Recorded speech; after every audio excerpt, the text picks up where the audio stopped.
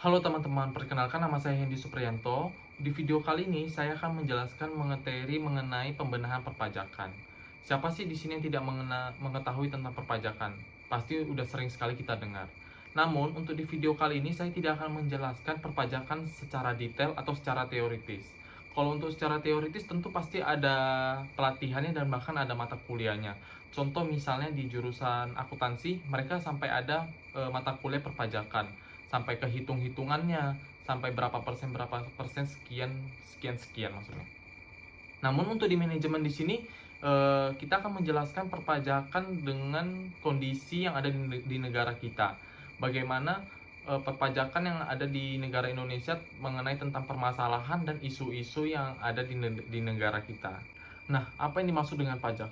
Pajak adalah salah satu pemungutan wajib dari rakyat untuk negara. Setiap sen uang pajak yang dibayarkan rakyat yang akan masuk ke dalam pos pendapatan negara dari sektor pajak, penggunaannya digunakan untuk membiayai pembelanjaan pemerintah pusat maupun daerah demi kesejahteraan masyarakat. Contoh misalnya kayak pendapatan yang paling terbesar itu adalah dari rokok. Semua teman-teman pasti tahu mengetahui tentang perpajakan yang di negara kita dapatkan dari rokok. Nah, maksudnya di sini apa? Di sini perpajakan menjadi salah satu pendapatan utama bagi negara kita. Jika pajak mengalami permasalahan, tentu berpengaruh pada pendapatan yang di negara kita. Selanjutnya, apa aja isu-isu atau permasalahan mengenai seputar pajak yang ada di Indonesia? Contoh misalnya, isu-isu mengenai yang kemarin karena sekarang ada wabah-wabah COVID-19 atau Corona, pemerintah mengeluarkan kebijakan akan menghapuskan PPh 21. Namun itu hanya isu-isu, belum pasti. Lalu selanjutnya masih banyak sekali isu-isu atau permasalahan di Indonesia. Contoh misalnya yang lain seperti amnesti pajak. Selanjutnya seperti yang teman-teman lihat di layar teman-teman, kita langsung masuk ke poin pertama, yaitu kebutuhan sumber dana yang kian mendesak. Harus diakui, dana yang tersedia dalam kas negara, berangkas perusahaan, dan dompet warga negara Indonesia memang mepet, dan sangat jauh dari kata cukup untuk mendanai semua kebutuhan. Untuk mengatasi satu persoalan saja, misalnya pembenahan infrastruktur fisik keras, seluruh dana dalam satu atau beberapa APBN aja tidak cukup. Maksudnya di sini sumber dana yang kian mendesak yaitu adalah negara kita, negara Indonesia, sangatlah membutuhkan dana yang sangat banyak untuk memenuhi kebutuhan nasional ini. Nah, tentu untuk memenuhi kebutuhan nasional ini tidaklah menggunakan dana yang sangat kecil. Tentu harus menggunakan dana yang sangat besar. Nah, dari mana dana tersebut? Seperti yang tadi saya jelaskan di awal. Salah satu dana yang menjadi pendapatan negara itu adalah salah satunya yaitu pajak dari perpajakan. Nah, karena banyak sekali kebutuhan nasional yang mendesak dan belum terpenuhi. Nah, apa saja yang ingin dipenuhi oleh pemerintah untuk memenuhi kebutuhan itu? Salah satunya seperti yang tadi saya jelaskan, yaitu infrastruktur fisik keras. Seperti pertemuan sebelumnya telah disampaikan atau dijelaskan mengenai tentang infrastruktur fisik keras. Contoh-contoh infrastruktur fisik keras yaitu seperti jalan jalan atau jembatan. Nah, jalan atau jembatan ini sangatlah dibutuhkan oleh masyarakat untuk dari sektor-sektor lain seperti ekonomi atau perdagangan. Nah, itu kan termasuk dalam infrastruktur fisik keras. Nah, infrastruktur fisik keras tidak hanyalah jalan. Tentu pasti ada yang lain seperti misalnya kayak pelabuhan, pembangunan bandara dan yang lain seperti contohnya kayak pendidikan. Pendidikan yang tentu pasti butuh sekolah. Dari faktor lain seperti kesehatan juga. Itu juga jadi salah satu infrastruktur ya. Karena dalam kesehatan juga membutuhkan rumah sakit. Saya ambil contoh misalnya kayak dalam kondisi seperti ini, khususnya di wabah corona COVID-19 ini, pemerintah sangat berusaha payah untuk menangani COVID ini. Salah satunya seperti kita ambil contoh di Batam. Pemerintah Kota Batam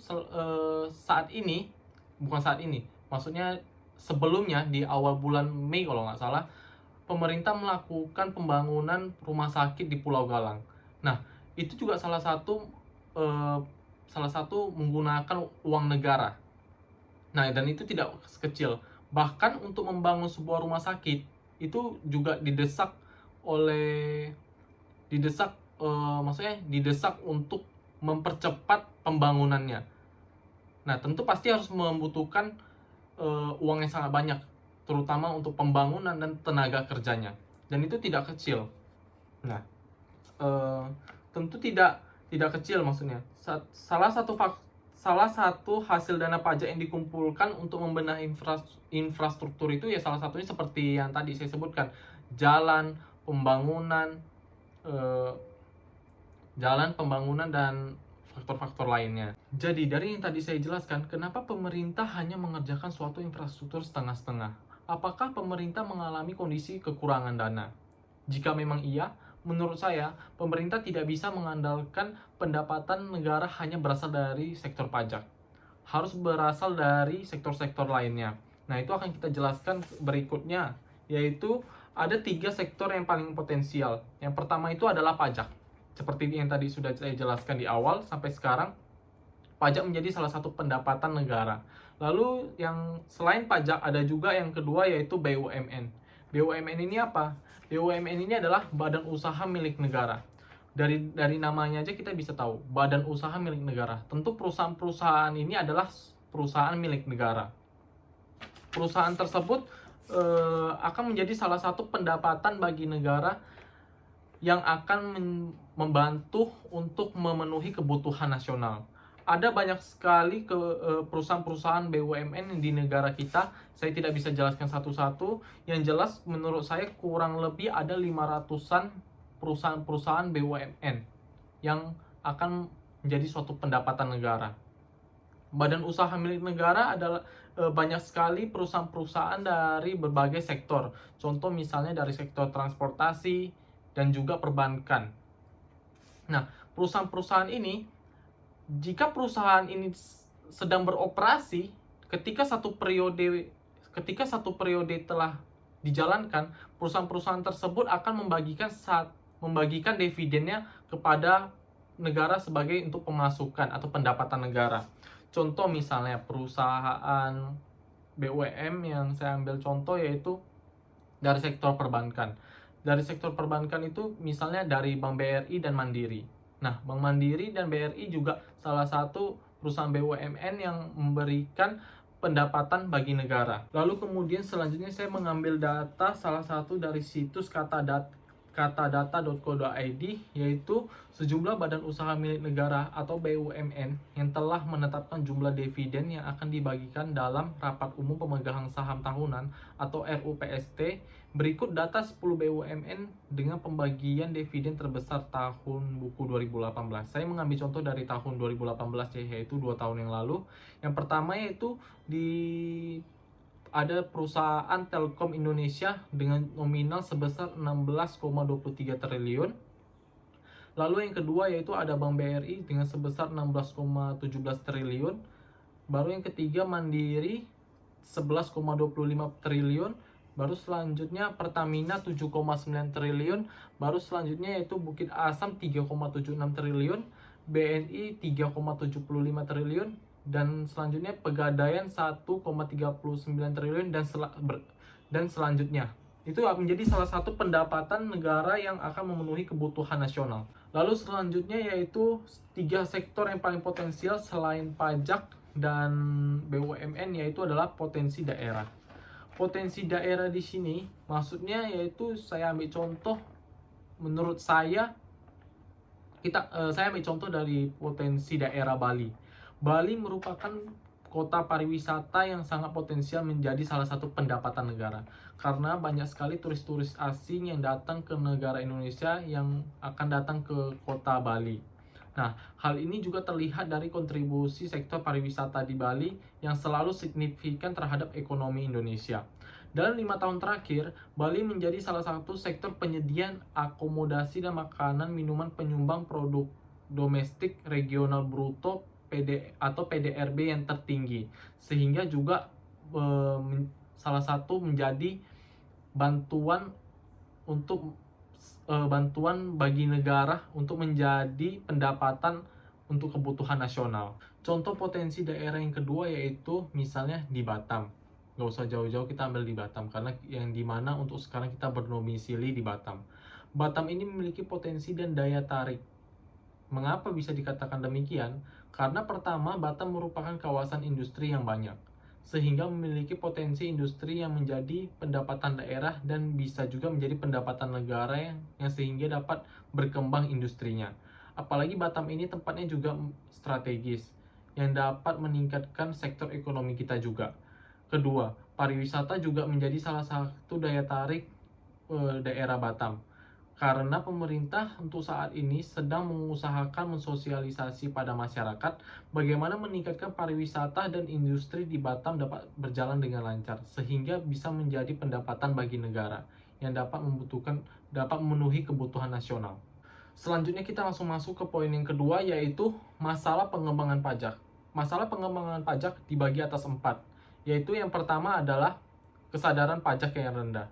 Di negara Indonesia, khususnya untuk sekarang, kesadaran masyarakat membayar pajak masihlah belum mencapai tingkat sebagaimana yang diharapkan oleh pemerintah. Umumnya, masyarakat masih sinis dan kurang percaya terhadap keberadaan pajak karena masih merasa sama aja. Memberatkan, pembayarannya sering mengalami kesulitan. Ketidakpengertian masyarakat apa dan bagaimana pajak dan ribet menghitungnya dan melaporkannya juga, namun masih ada upaya yang dapat dilakukan sehingga masyarakat sadar sepenuhnya untuk membayar pajak. Dan ini bukan sesuatu yang mustahil terjadi. Ketika masyarakat memiliki kesadaran, maka membayar pajak akan dilakukan secara sukarela, bukan keterpaksaan. Menurut saya, untuk khusus di negara kita ini, bagi pemerintah Indonesia sangat kurang untuk mengedukasi masyarakatnya untuk membayar pajak. Apa pentingnya membayar pajak dan bagaimana cara membayar pajak. Seharusnya pemerintah harus memperhatikan itu. Jangan hanya menyuruh untuk masyarakat, maksudnya jangan hanya menyuruh masyarakatnya hanya untuk membayar pajak. Selalu membayar pajak, tetapi tidak mengedukasikannya. Bahkan ada beberapa masyarakat tidak tahu cara melaporkan pajaknya. Mungkin itu yang menurut saya. Kemudian selanjutnya yang kedua yaitu kualitas pelayanan pajak yang rendah. Pelayanan publik di bidang perpajakan perlu terus dibenahi dan ditingkatkan agar pengguna layanan perpajakan merasakan kepuasan. Pemerintah pasal 25 Undang-Undang Nomor 25 Tahun 2009 jelas dijelaskan bahwa pelayanan publik agar penyelenggara pelayanan publik dapat menyediakan sarana atau prasarana fasilitas pelayanan publik yang efektif dan juga efisien, transparan, akuntabel, dan berkesinambungan, serta bertanggung jawab terhadap pemeliharaan atau penggantian sarana, prasarana, fasilitas pelayanan publik. Nah, di sini maksudnya yaitu untuk mengetahui kepuasan masyarakat atas layanan perpajakan pada kantor perpajakan, maka sebaiknya disiapkan fasilitas pengukuran kepuasan masyarakat yang telah menerima layanan dari kantor pajak. Pada instansi tersebut, fasilitas pengukuran kepuasan masyarakat dapat menjadi alat ukur atau tolak ukur bagi pemimpin kantor pajak yang untuk melakukan evaluasi kualitas pelayanan yang telah dilakukan, agar kedepannya dapat dibenahi lagi dan dapat diperhatikan. Kemudian selanjutnya yang ketiga, yaitu lemahnya pemanfaatan dan penggalian potensi pajak. Untuk mendanai belanja negara, pemerintah seharusnya melakukan sumber-sumber pendapatan negara, baik berupa penerimaan perpajakan maupun penerimaan bukan perpajakan. Dalam beberapa dekade terakhir, kontribusi penerimaan perpajakan jauh lebih sedikit dibanding kontribusi penerima bukan pajak. Jika dilihat dari rasio penerima perpajakan terhadap PDB mencapai 12% dibandingkan nilai ini dengan rasio belanja terhadap PDB jika dibandingkan dengan beberapa negara tetangga, nilai tax rasio Indonesia masih relatif kecil. Menurut data Bank Dunia, pada tahun 2012, tax rasio untuk Malaysia 16,1%, Thailand 16,5%, dan Singapura mencapai 14,5%. Ada yang berpendapat bahwa tax rasio di Indonesia sebetulnya relatif tinggi jika dihitung-hitung dengan definisi yang lebih luas, yaitu mencakup seluruh penerimaan perpajakan, penerimaan dari bagi hasil dan royalti sumber daya alam, dan juga perpajakan daerah. Selanjutnya kemudian yang terakhir yaitu politisasi dan korupsi perpajakan. Ini juga salah satu masalah dalam pengembangan pajak yang sangat sulit untuk diatasi selama ini. Maksudnya di sini yaitu, saya ambil contoh misalnya, khususnya perusahaan BUMN yang harusnya memberikan dividen yang lebih besar bagi negara atau keuntungan bagi negara, namun disayangkan, banyak sekali para petinggi-petinggi perusahaan yang melakukan korupsi. Korupsi sudah menjadi salah satu permasalahan yang sangat besar. Sehingga BUMN menjadi kesempatan bagi orang-orang yang melakukan niat jahat atau niat jelek yang tidak baik untuk bagi keuntungan mereka sendiri, pribadi atau golongan. Di sini saya mengambil salah satu contoh kasus korupsi yang pernah ada di Indonesia. Di sini contohnya misalnya seperti kasus Gayus Tambunan. Kasus Gayus Tambunan terjadi pada tahun 2010 atau 2011 setahu saya. Nah, Gayus Tambunan menjadi salah satu terdakwa kasus mafia pajak yang awalnya adalah pegawai Dirjen Pajak.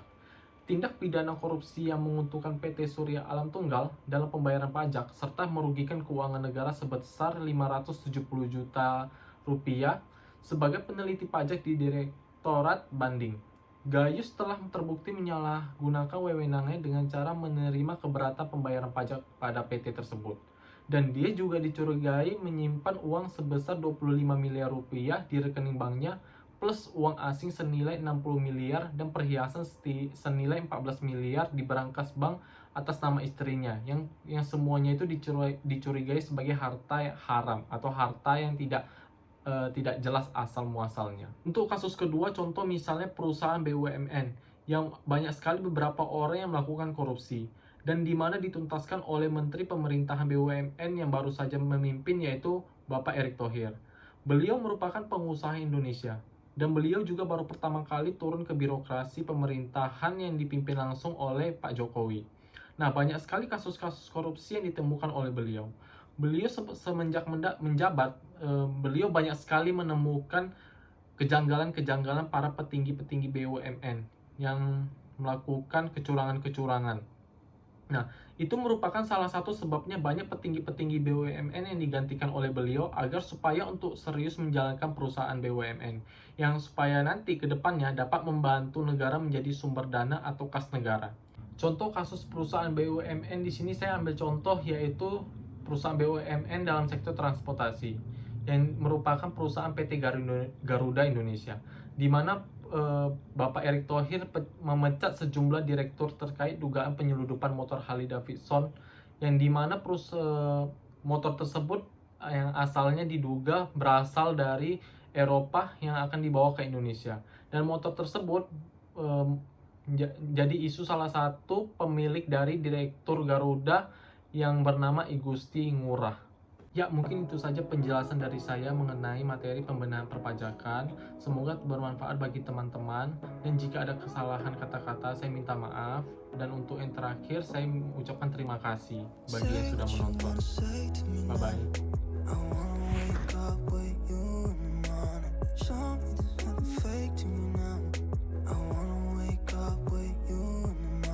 Say what you